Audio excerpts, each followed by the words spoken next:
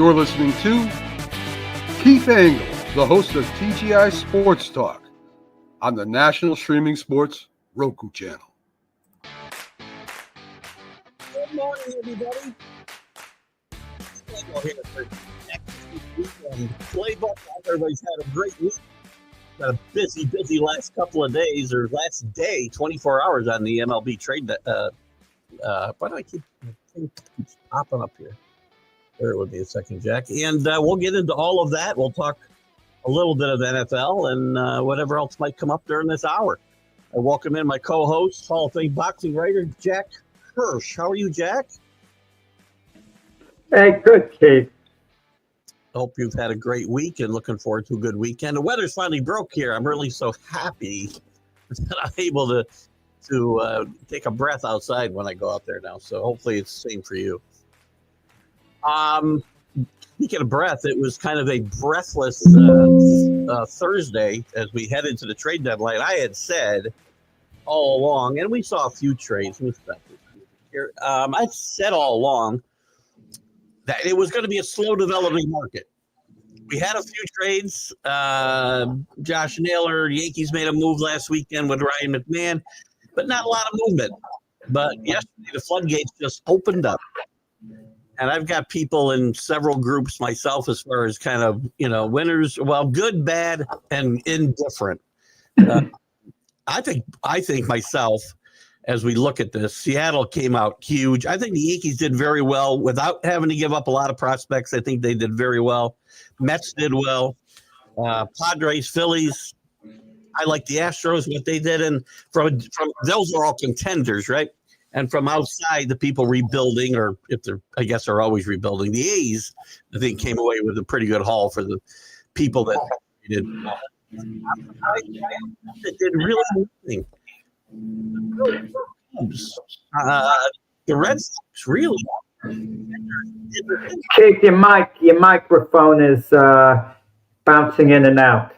Hang on one second. I mean, you're flip-flopping like you do on some of these trades, right now. I mean, you're setting the table for your flip-flopping now. It's funny. I'm not. Well, there's movement. I don't mean to start out with the Yankees, even though that's usually our main topic of conversation. But all these deals, Keith, it remains to be seen because there's so many minor leaguers involved. And if they develop into high-impact major league players down the line, the team might look back and say, I gave up, a potential marquee player for years to come for middle reliever who's not even on my team anymore. Right. So it kind of remains to be seen. Like we remember with the Yankees, with Fred McGriff, what he turned out to be a Hall of Fame first baseman, and they gave him out for some reliever. What was his name? Murray or something? Del Murray. Yeah, who didn't have that distinguished major league career. And also there's the issue that no one ever really brings up. They mention it, but no one makes an issue out of it. Expiring contracts. If a guy's in his walk year, he better deliver in the last couple of months of the season. Otherwise, what did you trade for him? I mean, the Mets had a heck of a pickup. Hi, Michael. They had a heck of a pickup last couple of days in Cedric Mullins. Okay, if Cedric Mullins can recapture his past form, and he might very well at the age of 30, that's a terrific pickup for the Mets. Yeah. But the bottom line is this: if he doesn't make an impact this year, he's a free agent at the end of the season. So there's a reasonable chance he goes elsewhere. So how good a trade would that have been in that circumstance? Well, that's why I think the Mets and the Yankees both did well. They didn't give up major prospects, and they're all prospects. One of the reasons it's so hard to judge this, right? And I'll get into some people later on my MLB update. Well, they'll be saying, well, this prospect is this prospect. I'm like, they're all prospects. I can't judge with these. I don't care if they're rated 1 or they're rated 500. I don't know what they're going to do until a year, 2 years, 5 years. But these guys you're talking about now, that their impact has to be immediate. I do like the Cedric Mullins trade. People are going to point to his batting average. He's a great defensive center fielder. He's as good as the Mets been playing Taylor out there a lot because of his defense.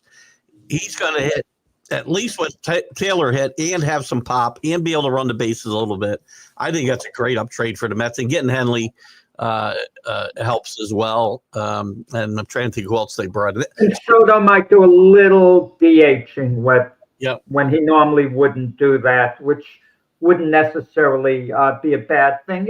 Certain other moves I like. The Orioles were sellers, but certain other moves I like Charlie Morton going to the Tigers. Good pickup for Detroit, getting a veteran pitcher, 40 years old and not, could help a team like that. Playoff tester. I like that one move.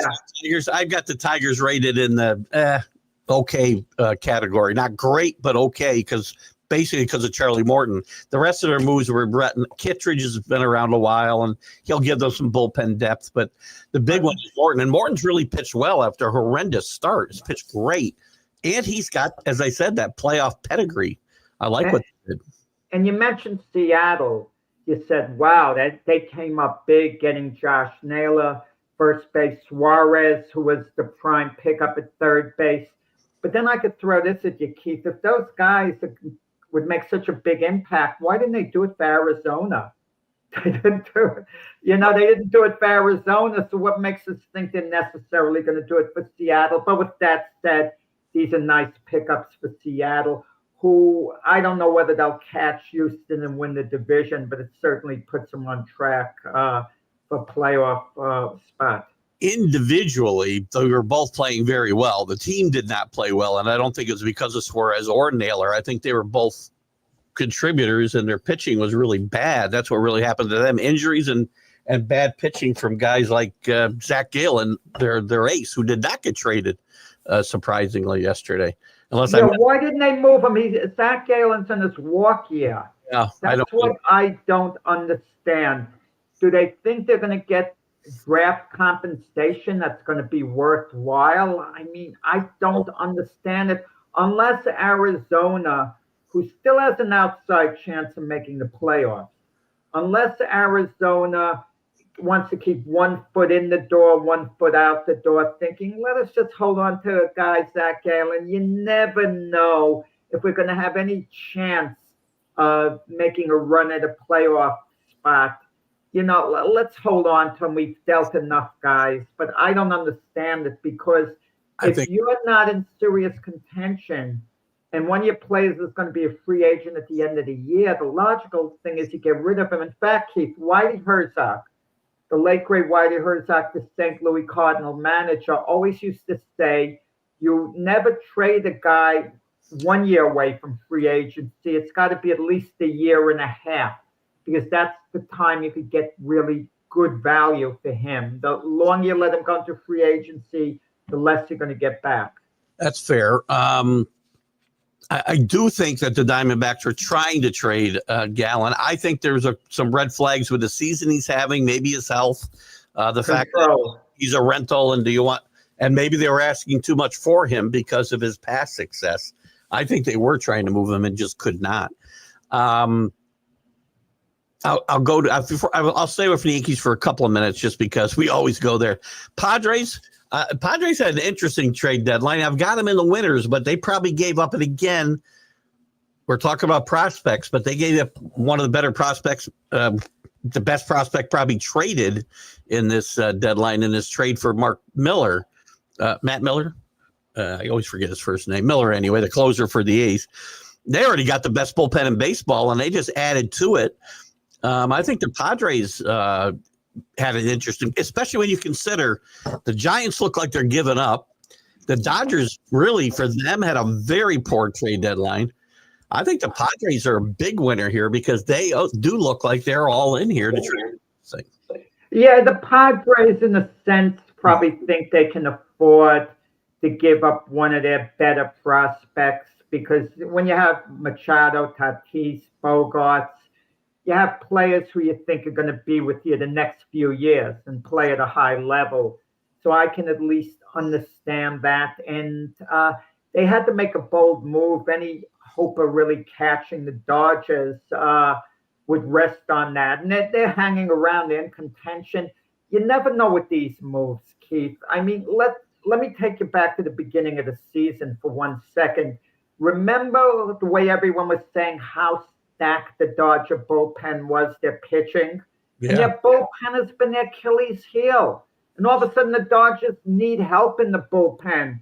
The bullpen that was one of their strengths. Every position was a strength in every area for the Dodgers beginning of the season. Even the Yankees. I heard at the beginning of the season and preseason, wow, the Yankees can now shorten the game. They have so many arms in the bullpen. And the bullpen was the weakness. It fell apart basically. And now the Yankees traded for Right. former closers. Four former closers. And I kind of feel, and not wrongly, Keith, not wrongly, Brian Cashman is playing the numbers game, figuring if just one of these four can get back to their old form, it'll be worth it because I'll have a genuine closer. And then I could go with Luke Weaver, Devin Williams, middle relief. And Devin Williams the other night, man, when he came in with a 1-run lead, walked the guy, gave up a home run. He gotten better, Devin Williams. He was terrible early in the year, but it's hard to have the confidence in him at this point. Moving forward, maybe he'll reestablish that confidence. His arm is lively. But so the Yankees get four guys, but the four closers, Keith. The bottom line is all four of them lost their closers' jobs with other teams. There is that. I like the kid they got for the Giants. He's got the most potential, I think, here. But again, he's erratic. They're all erratic. Closures as a rule are erratic. They go up and down, up and down. I think, yes, I agree with what you're talking about in the numbers game and looking to hit with one, maybe two. But it also helps them back up a starting pitching staff that is not deep, and guys who can't go deep in games right now. You're not going to see Warren go that long. Sheetler, I can never say his name. I'm afraid to say it wrong. How do you say his name? I don't want to say what I want to say because it looks like Scheffler. But anyway, him and Warren, I don't think you're going to get 6, 7, 8 innings out of them. They're looking to shorten games, like you talked about at the top. I still think they're looking to shorten games. Even Rondon he's a 5-inning pitcher. He can't get past 5 innings. He starts to lose his stuff. He throws a lot of pitches. No, it's not innings. It's the pitch count gets up there with Rondon for whatever reason. They seem to foul off his pitches more than any other starter. I don't know what the analytics say. That would be interesting. Of all the Yankee starters, which pitcher did they hit the most foul balls off? Well, I didn't hear. I would venture to guess it's Rondon. He had a legendary at bat with one of the Toronto players. I forgot his name. The player, it was like a 14 pitch at bat or something. It was crazy. And then Rondon eventually got him out. And then Rondon tipped his cap to him. In other words, he was telling him, I won the battle, but you won the war. Right. Anyway, I think, look, the Yankees made some very good moves without, again, having a mortgage of future. They got 4 position players that will help them throughout this season, too. They strengthened third base, and they strengthened the bench. I love what the Yankees did here without, again, having to mortgage a future. They got McMahon. He's going to be their third baseman moving forward beyond this year. And it's a good move. Let's see what he does. The good thing about Ryan McMahon, he's excellent defensively. So the worst case scenario, if he doesn't hit, he's going to hold down the position very well at third base, from a defensive standpoint. And he probably will hit a bit. He's shown some power. He's certainly been, a great addition since he's joined the Yankees, even though there's not enough of a body of work. And Ahmed Rosario plays 5 positions. He could play, right field, left field, second, short, a third, so they can move him around. He's a big asset. And I was thinking of what you said the other day, and I questioned it. But you came up with a really good argument with Stanton. This could be a problem, when Judge comes back, because Judge is the one guy you do not mess around with in any way, shape, or form. You do not accommodate anyone else by compromising Judge how you use them. 100%. And if Judge is going to DH, and that's the best thing for him to do, let's say the rest of the season, what the heck are you doing with Stanton? I know you can try him in the outfield and keep your fingers crossed that no balls are hit out to him, or he's not in a position to make a where he has to make an exceptional play.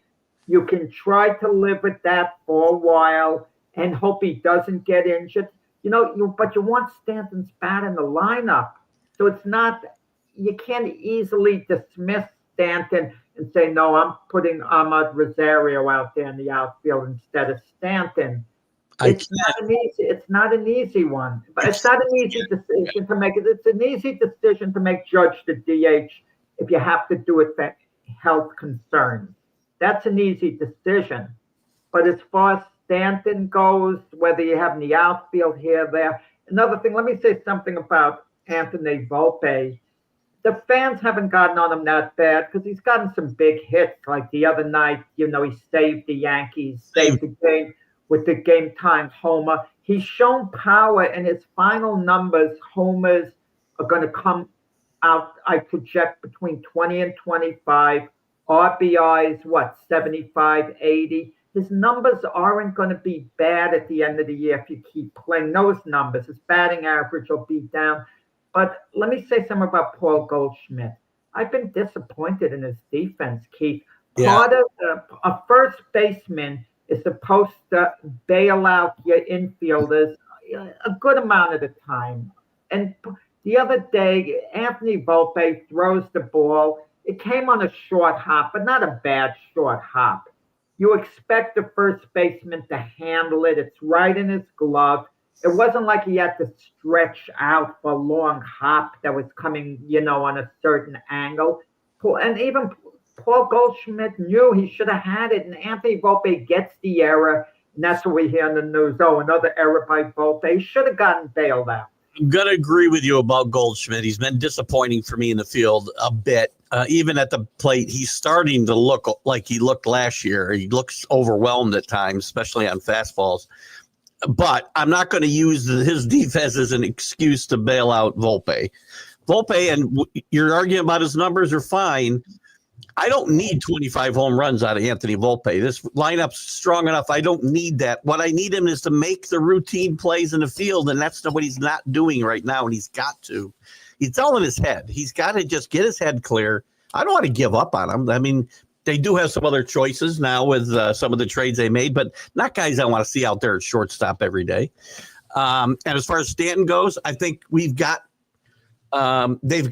some options now with Rosario. I don't know if Caballero plays in the outfield. I feel like he might have a little experience out there. They talked about him playing shortstop as a possibility. It's for Volpe because he's a decent defensive shortstop, Caballero. He can't hit. All accounts, and he can't hit a lick. No. But he's tied for the lead in stolen bases with 34. But you want to know something? That's another area with Anthony Volpe. He should be stealing more bases with his speed and everything involved. I don't know or not. I think. Oh, by the way, the Yankees say Devin Williams is still their closer, and and I agree with the move. He's still their closer, but he's got to be looking over his shoulder now. You're going to see Boone, if he's smart, play more matchups as we go through this season. As far as who's closing out games, I think it's going to depend on matchups and who's pitching well, quite frankly. So Devin Williams better get together. I mean, he blew another save again the other night, and he looks great one night, and then the next night he looks totally lost. And you can't keep throwing a guy out there. Now they've got options. I mean, when you have no other options, you keep throwing them out there. But and remember Devin Williams in big spots. If the Yankees get to the playoffs, they're going to have a fight to get to the playoffs. I think they will get there, but it's far from a sure thing. They have a few teams here in contention. And let's remember Devin Williams, when he was with Milwaukee last year, gave up the go-ahead home with the Pete Alonso, which allowed the Mets to advance, beat out the Milwaukee Brewers. So we can't have that version of Devin Williams. But when the Yankees got him this year, there was a thought they were getting arguably the best reliever in baseball, arguably going into, this season. I would listen. I love that trade. I thought it was a great trade. And Nestor now has moved on again. He got traded to the Padres yesterday. Danny's talking about Dela Cruz, I think, in comparison to Volpe. But the thing with Dela Cruz is he's a much better offensive player than Volpe is, and you can, and they need his bat. The Yankees and Reds are two different lineups in my mind, Danny. And I think I don't think I'm putting Volpe in Dela Cruz's place. Yeah. I'm an armchair quarterback too here, Chris. And listen, I think Brian Cashman did say with the transactions, the one thing he kind of missed out on, there wasn't the opportunity for him to make the deal maybe he wanted, was to get a starting pitcher. Weren't that many available though. I mean, who are you going to go get? Gallen was the only guy I can think of that was available. I would like Charlie Morton for this year, veteran that the Tigers got, but the Orioles would see him in the division though. I love. But Keith, there's certain things when you get your team set at the beginning of the year, injuries really throw you off, and sometimes you don't recover from it, like Garrett Cole going down. I mean, it's so hard to recover from that. And Max Fried was, he was outstanding to this point, really. I mean, he's come down a little to earth, Max Fried, but he kind of picked up the torch for Garrett Cole, as the ace of the Yankee staff. And yeah. And Rick, I see Rick's comment about Terry McLaurin. We're going to get to Terry McLaurin in a little. Yeah. Hang in there. As far as Chris is asking about Jose Canseco, I don't know that he got a ring or didn't get a ring, quite frankly. Jose Canseco was a Yankee in the 2000 season. Yeah. He didn't do that badly as a part-time. I think he got up over 100 times or something. Someone would have to look up the stats. He had a bunch of home. Maybe about 237 or something like that. And he wasn't, he was a threat to have off the bench in large part. He, let me see, I'll tell you what he did that year. What was the year? 2000? Come on, where are you? Tampa Bay. Yeah, so he hit 6 homers, 19 RBIs. He hit 243 and 111. Okay, I'm in the ballpark. How many times at bat was he? 111 at bats. Yeah, okay. So what I thought, David Cohn was saying an interesting story about it. Could it have been yesterday, the day before? Canseco was traded from the A's to the Yankees, and a few days earlier, David Cohn had drilled him. So when Canseco got to the Yankees, Cohn and him looked at one another. Canseco didn't say anything, and they never really warmed up completely. Canseco hadn't really warmed up to Cohn. I guess he remembered he got drilled, but there was nothing for him to say to his teammate at that point. What's funny about this trade deadline? It used to be, and I think I heard somebody comment at this on one of the post-game shows, something I was watching last night. I think it might have been Around the Horn, or not Around the Horns, off the show, the other one. Pardon the interruption. They were talking about, Mike Wilbon was talking about, it used to be trade deadlines, you'd see starters traded right and left. Starters got traded everywhere. Now it's relievers. It tells you about where the game is today. Starters are not the premium guys that you need at this time of year. Everybody's looking to fortify their bullpen, and that's why some of these teams, I think, that I don't understand their lack of participation. Well, starters get paid a lot more money, and you don't have to rely on another team to pay part of the salary. Usually, I hear you. Okay. My volume is gone. I hear you. I'm not sure. Okay. Yes, but thanks for letting us know. I hope that's not a problem. But you hear me, right? I do. I hear you. I think you should be fine. No one's insulted me yet, so I'm concerned they haven't heard me talk. I'll mute him. Carlos Correa. Oh, thanks, Danny. Carlos Correa, in a noteworthy move that could be heartwarming if you're sentimental as far as the Houston Astros go. He went back to Houston from Minnesota. Now, Carlos Correa was getting paid like $30 million a year or something like that. I'm not sure what he has on the contract. Maybe a couple of years left, I would estimate. But the report is the Twins are picking up some of the salary. But how much the salary are they picking up? Would Carlos Correa be worth $20 million a year to the Astros now to play third base? I mean, I don't know what's being paid. But if I'm a team owner, Keith, I've told you this. I hate throwing money away. If you sign a guy, tell the GM, you play him. I want to get my money's worth. I don't give a darn. Yeah. The Astros, that was one of the most interesting trades. I was going to ask about surprises. I was surprised about Correa going back there, but it makes sense too. They had a hole at third base with Paredes hurt and a mediocre player besides. Correa's got to play third base, and they've got a problem because they've broken off negotiations with Pena, their shortstop, who now has got what's his face as his agent. Boris, thank you, is his agent. Houston lets guys walk. That's one of the things about the Astros, and they let them walk when they're really, really good. Springer, they allowed him to be a free agent, Correa to be a free agent, and they'll still bid on their guys. Altuve, they managed to re-sign. Altuve wanted to be an Astro, so, he took a little less than he maybe could have gotten elsewhere. I think he signed like 5 years, $25 million a year. And they've got a shortstop now, the Astros. My point, if Pena walks, they move Correa back to shortstop, and they don't necessarily have a hole there. If on the cheap, if the Twins are picking up as much as it sounds like they are. A couple teams gave up that I'm surprised about. The Cardinals, who have played better baseball than I thought, not as much recently, and the Giants, who have faded a little bit. Both seem to have thrown in. One of our listeners here to the show, and we appreciate his comments. We appreciate everyone's comments. Michael Gott, from the UK, is it feasible for a major league team a franchise to be, given to the UK by Major League Baseball? It's about a 7-hour ride or so. No, could that possibly work?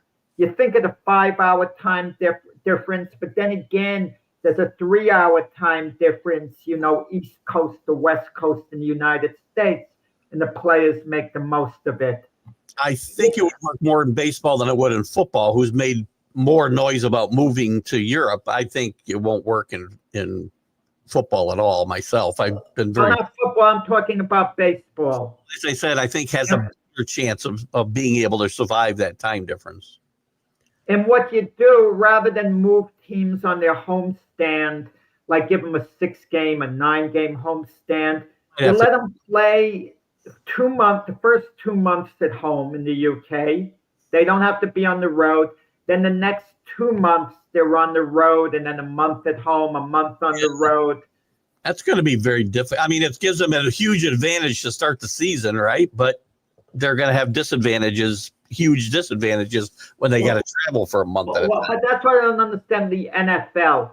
They'll schedule home games in Florida in September, which is the worst month. I mean, so let the Florida teams be on the road during September when the humidity's unbearable. I'm not a big fan of that. Right now, I believe like division play, say Patriots in Miami, right? They flip-flop every year, whether they play early or late, home and road. If you just take away and make the Patriots go to Miami every year in September or October, well, then you've taken away a huge advantage for the Patriots the years they get to play in December in Foxborough. I don't like that. I don't like that. Well, just a thought. You were going to mention Terry McLaurin. Let's get in, since we switched to football a little bit. Let's get into Terry McLaurin. He's holding out. He reported to camp. I don't know if he's participating, but he reported to camp, and apparently part of his reason to report to camp was to ask for a trade. And listen, I am so sick and tired. By the way, I missed this earlier. Mac was use your mute button on you from heaven. Yeah, Mac. I bet Mac used the mute button on me more than anyone else in any podcast. If there were statistics, We're 3 weeks in. I haven't muted you. Not without reason, but like. Back to Terry McLaren. I'm tired of these guys, and I've voiced it on my shows and the shows I guest on. You've got a contract. Please honor your contract. This happens in every sport. Guys have contracts, and as soon as they're obsolete, they want security or whatever that contract is giving them. It's worse in baseball, but we'll concentrate on football for now. You want whatever security you're given by that longer term contract you sign, but as soon as it's obsolete, you want a new one. Well, don't sign that long-term contract. And as long as you've got time on your contract, report to work, do your job. You can bitch and moan. You can ask for and do negotiations with the club. Do what Cook's doing in Buffalo. Do what some other players are skipping my mind right now. I've reported to camp and want new contracts. Parsons in Dallas. These guys like McLaren, and he knows they got them over the barrel because he's a huge part of that offense. It smells terrible. It's a bad look for them. It puts the teams in a bad position. And I won't steal your thunder because you mentioned. No, I don't. But Keith, you're a bit of a contradiction because we've talked, I think, a little about this before the show. Or did we talk about it early in the show? I forget because we start talking and then the buzzer goes off to start the show. And I forget whether we said it before during the show, the timeline. You're against lame duck managers, coaches. If they have 1 year left on their deal, you think they're lame duck. I don't. But then again, if a player has 1 year left on the contract, you're not for the team negotiating. And I don't think they should unless they want to keep them for years to come and they're sure about it. Let me just say this about Terry McLaren. He has... Hang on. Before you go on, I want to clarify my comments. I'm okay with the teams negotiating with these guys. I don't care. That's fine. Do you want to negotiate? That's great. Come to work and do your job, though, while those negotiations go on. It's fine if they want to do it. But the team should not be obligated to do it. No. No, and the team holds all the aces. That's what bothers me about these teams. A guy in the case of McLaren, am I pronouncing his name right? McLaren. I sometimes say McLaren, like the former lightweight champion of the world in the 1930s, Jimmy McLaren. But he's making over $22 million a year. Okay. But so he's probably looking at these elite receivers who are making close to $40 million a year, and he wants that. Well, if you want it, play this year out, have a great year, help the Commanders get to the Super Bowl, show that you're one of the best receivers in the game, and you're a free agent, and now you start negotiating either as a free agent or if you're not getting the free agent offers you want, you negotiate with the Commanders. At that point, the Commanders don't have you under contract and you have sympathy, at that stage. You don't have a contract anymore and you want to be paid like one of the best and the odds are very strong. The Commanders would pay you, in the ballpark of what you want. But you got a contract. And I know the attitude of these players, Keith. They're thinking, I'm not going to report like Trey Hendrickson. I'll report, but I won't practice because I don't want to risk getting injured and messing up my deal. Well, you want the team to risk an injury? You want the team? Even Jerry Jones said about Micah Parsons, I'm supposed to give him all that money, but how do I know he's going to be on the field playing? Why the heck does the team have to take all the risks and not the player? And if you sign the contract, you have to understand the contract is the contract unless you've signed for a ridiculously low amount. If he would have had an idiot agent that would have signed him for $3 million a year, that would have been so ridiculously low. In a case like that, I can void it, because it would be insane. Like we give the example of Magic Johnson to reportedly sign for $1 million a year for $25 million. over 25 years, 25 million total. That's ridiculous. That contract, if I were the commission, I would void it. It's like, it would have been ridiculously embarrassing. But I don't want to let the darn players hold out. Keith, you mentioned this too. Their value just goes down if they hold out. Let them sit the year out. Does he think he's going to get more money sitting a year out? No, I think it's a big risk. We have a case study for that. I talked about it earlier with you and Le'Veon Bell. He sat out a year. How did that work out? He got some money. I think he got less money than he would have got if he'd played out his contract. And by the way, his skills also eroded in the year he sat out. He was not nearly the same player. I just want to make a comment what Danny puts down. Danny Fuller, two-edged sword, played the season out with an Achilles and out 15 months without contract. Two things I'm going to say. Worst case scenario.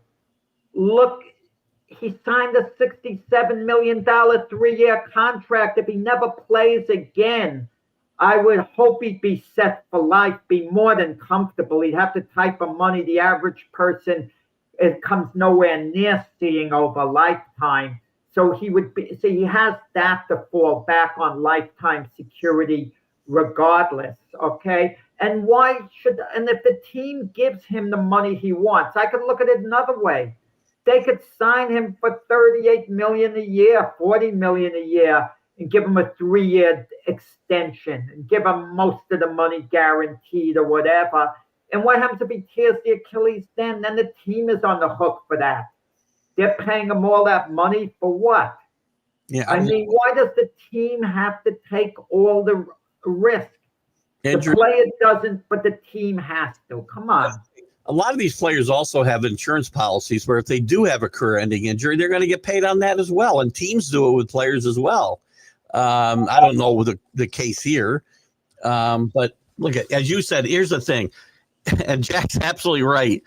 Because I talk about this all the time, they've already earned life-changing money before any of this happens. So again, if something happened, I don't want to see a guy lose his career, but I don't think he's going to be hurting for money unless he's stupid and has blown all his money. Well, yeah, you know what it is, and I remember Michael Kay saying this, talking about Jeter's contract, his last contract. He said it's not about the money itself because, athletes like that, they have more than enough money to last a lifetime and be extremely comfortable. There are no issues there. It's about status. You see the next guy like like Jamar Chase, McClellan, getting $40 million a year. Justin Jefferson getting in the ballpark of $40 million a year. C.D. Lamb getting in that ballpark. And he's figuring, I'm on that level.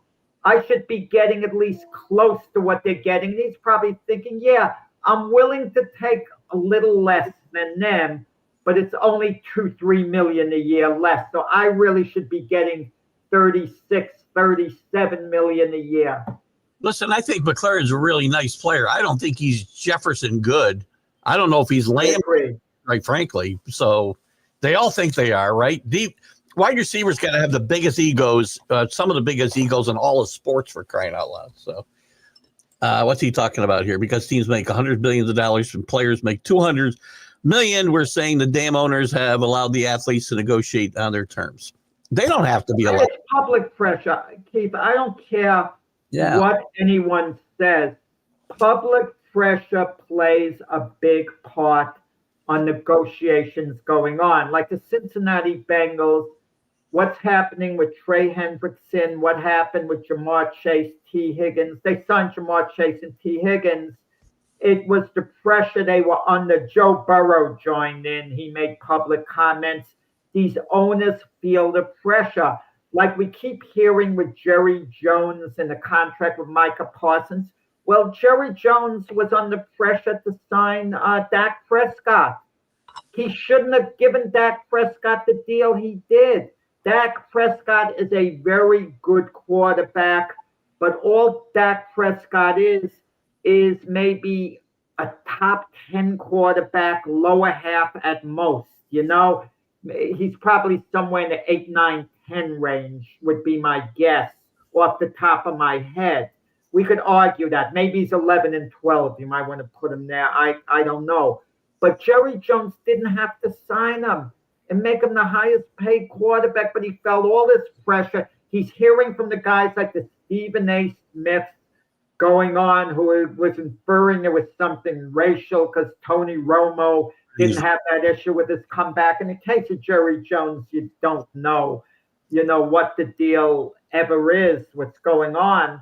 But it's just one of those things where they feel the public pressure. And I've been a supporter of Jerry Jones, don't get me wrong, but he does cave.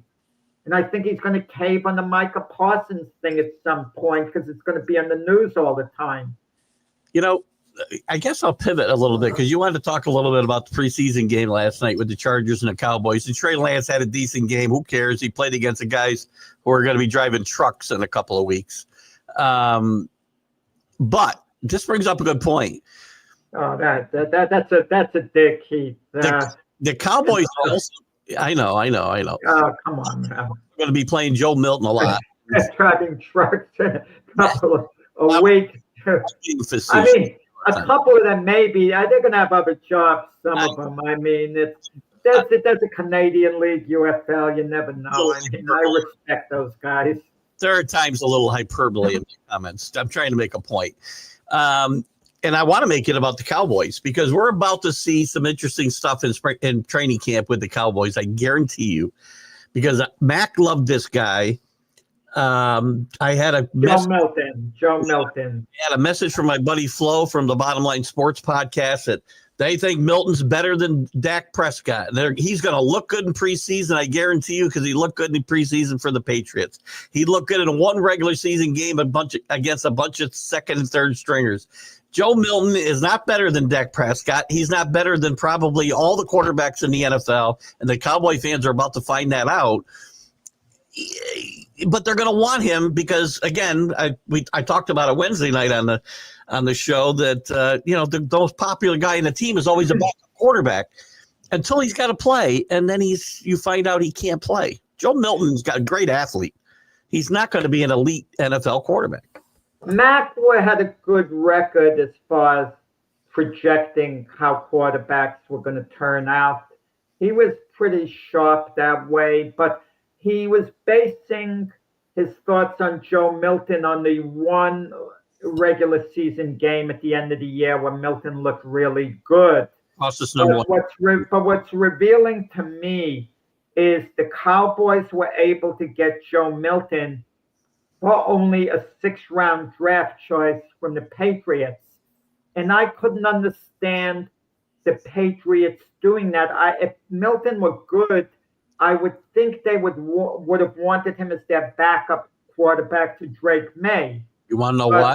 But Mike Vrabel, for whatever reason, just moved on from him. Mike Vrabel, I kind of wonder how well he knows quarterbacks because the way he handled Malik Willis was a bust under Mike Vrabel at Tennessee.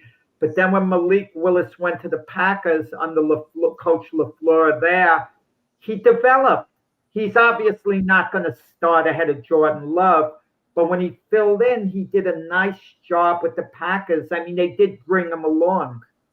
I'll tell you why he's gone for a 6th-rounder, because he's a clubhouse lawyer. He's not they don't want him around the clubhouse because of his attitude. He thinks he's better. Oh, I didn't know he had an attitude. He goes around telling everybody he's better than Drake May and should be the starting quarterback. Ooh. And got to get rid of him. That's why he's not there anymore. I didn't know that. I never heard that before. Yeah, that's that was reported very shortly after that trade by the Boston. Mike Curran, actually, I remember reading it from who's the NBC guy in Boston. And I've heard this about Joe Milton before. He thinks he should be playing off of one game. He thinks he's better than Drake May. Again, and the Cowboys might have the same problem. You don't say that. You know, I understand players are young, they want to be bold or whatever, but you really don't say that. No, you can think it, and you should think you're better than the other guy. You're trying to beat him out, but it's just you don't divide the lot. Don't try to divide the locker room, and that's what Vrabel was trying to avoid. And at the end of the yeah, at the end of the day, it's proven. He was a sixth-round draft choice when he came out of college, too. Okay, I believe he was a sixth rounder, Joe Milton, if I'm not mistaken.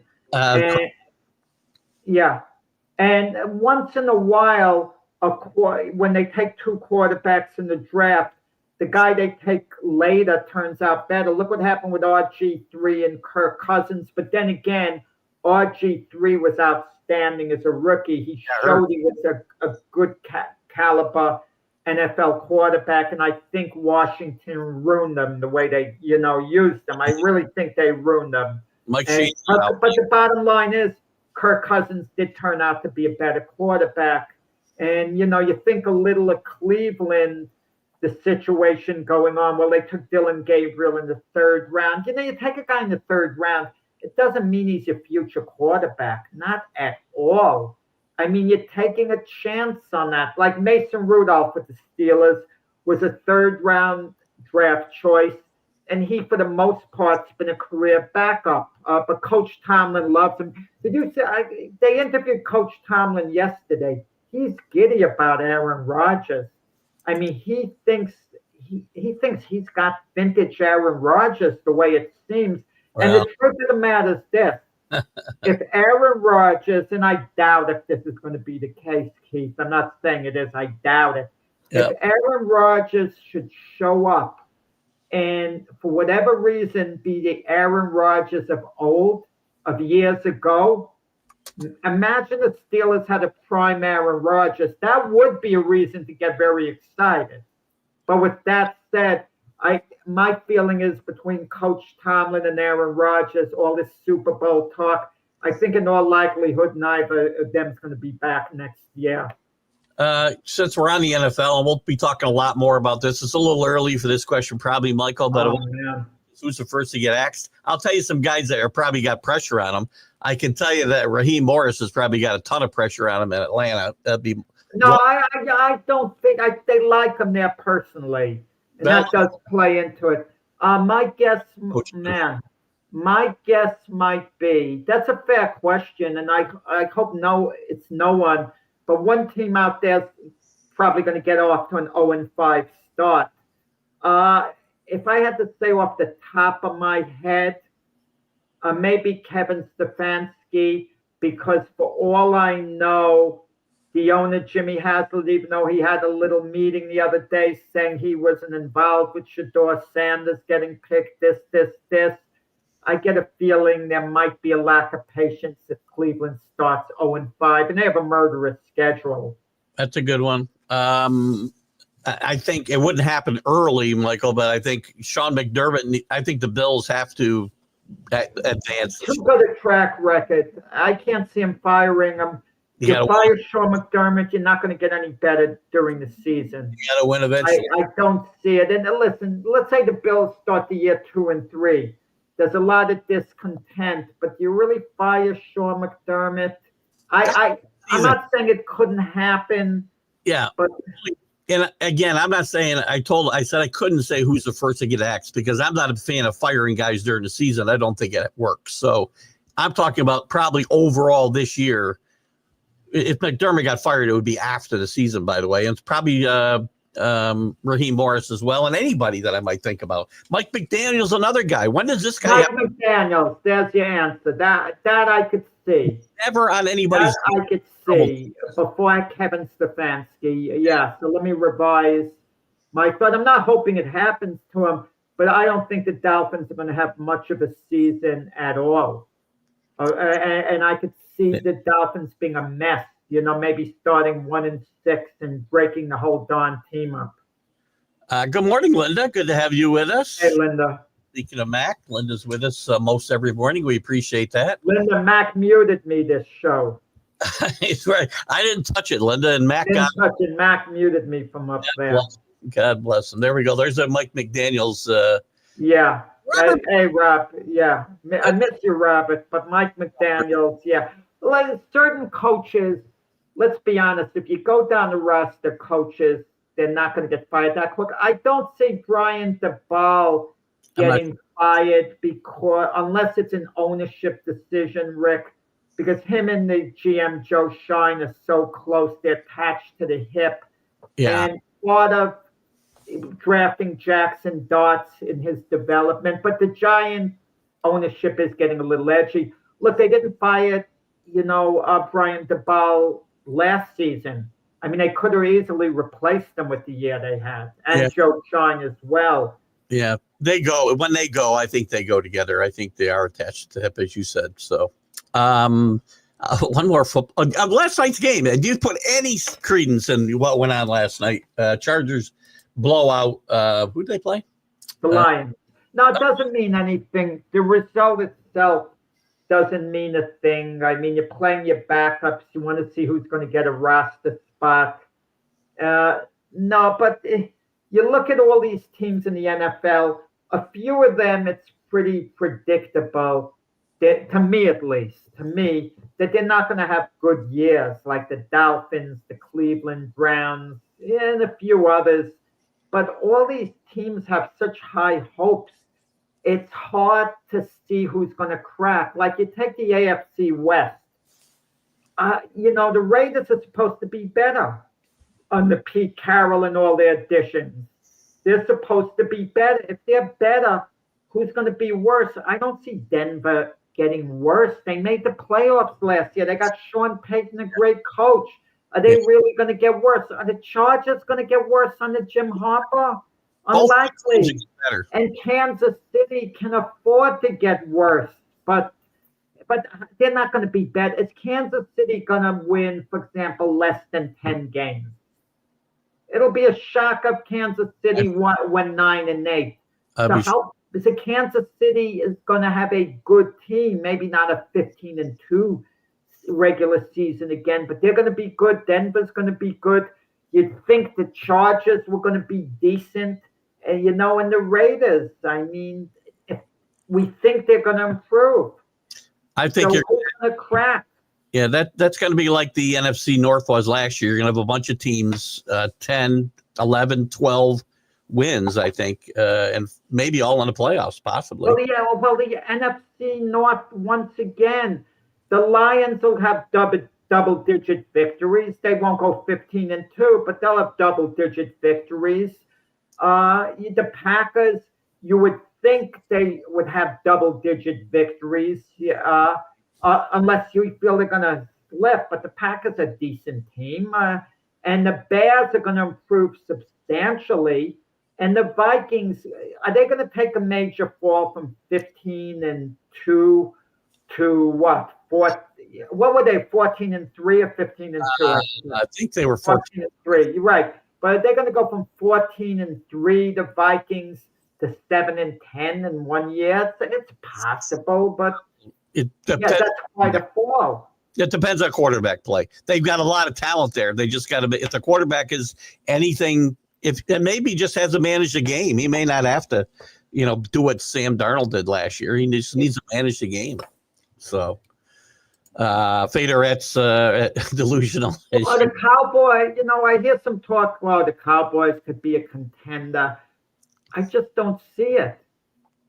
I just don't see them contending. I think the Cowboys are more likely to finish behind the Giants and be in last place than they ought to, beat out the Eagles and the Commanders. Yeah.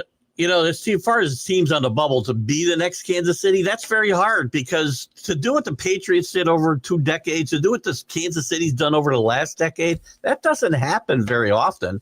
And it's hard to predict.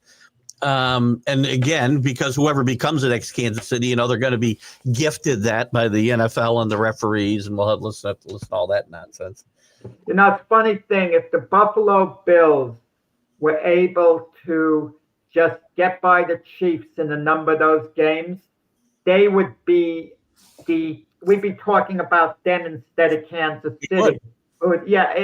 Sometimes it's a thin line, but it's, you're so far away on one game, so far away. Before we wrap up here, Rick had a question back here. Did you? I did want to talk about it a little bit. There is a little basketball news. The Knicks inked Mikal Bridges. Oh, right, good one. to a nice extension. I think this is a good move. I like what Mikal Bridges brought to this team, especially once we got to the playoffs. He hit some big threes. He played some great defense. He does what he's the kind of guy that you need on a team. You just ask him to go out and play basketball, right? Josh Hart was that guy when he first got here with the Knicks. And and it took some time to find his place on this team, but I like Mikal Bridges. And who knows? Again, we got a new coach, so that whole dynamic's going to change a little bit. But I like that the Knicks brought him back and wrapped him up for 4 more years.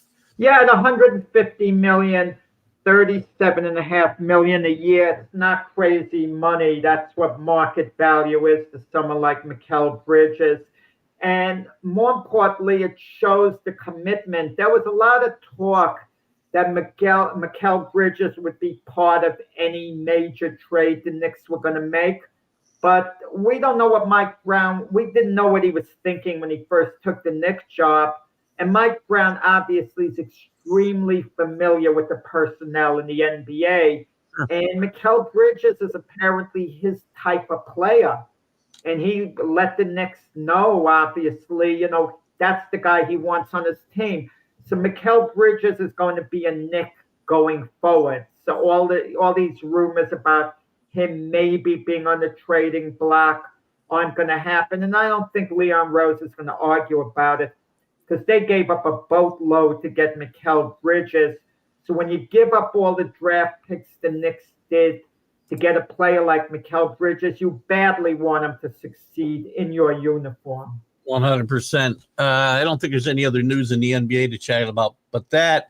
LeBron and Jokic are starting a new league. They're talking about it. I saw that there is that. Is it really news? Who's going to go play in it? Them? Oh, I don't know what contract. And you never know. I mean, if money is there, some guys will switch over. But there's so much sports. How many basketball leagues can we take an interest in? It's like football. Even if you get a lot of great NFL players and put them in the United Football League, are we going to be paying attention to the standings as much? I skipped by this early, but since you went there, Chris says he's been at a gas station, never heard a lot of gas stations, never heard of someone talking UFL football, but UFL stadiums are packed. Are they? I'm not watching. Chris, I mean, I never heard anyone talk sports at any gas station. I'm just pumping up, getting my gas and getting in the car. I mean, once in a while, if you have a cap on that might say Jets, wherever you go, someone might make a comment, in that regard. It's funny. My father never knew a thing about sports. He's from Europe, didn't know a thing about sports.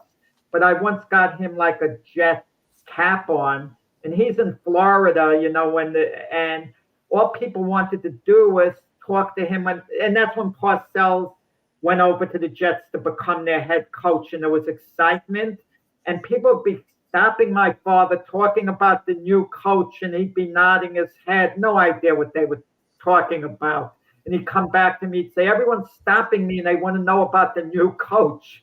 Who talks to people out in public? Michael's Canadian. He's up in Ontario, so Canadians are nicer than we are. So they're probably. Can the Canadian, Chris? Can the Canadian Football League champions?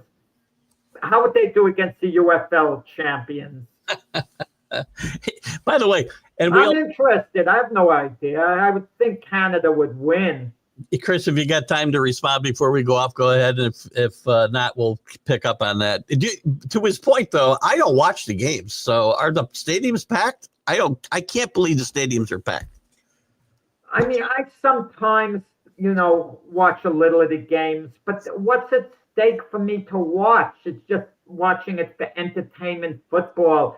I don't know what games got to mean something for me for the standings. I'm going to tell you, Keith, if standings meant nothing at all, and they just had Sunday games, I wouldn't be nearly as interested. Has he got something here? Hold on. It's economy. It's about the break. Let's see. I don't think he really was answering your question, but anyway, we'll get back to that. We got to wrap it up. Jack, great show today. Good, a lot of good stuff to talk about, and we're gonna have a lot more because the NFL is going to get deeper and deeper into the preseason, and there's going to be news and some of these guys are traded. Items. We'll talk more about our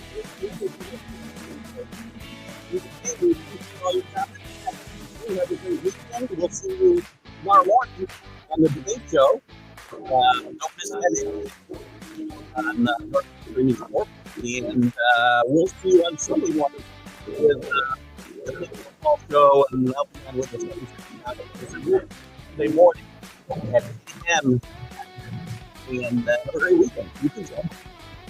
Bye-bye.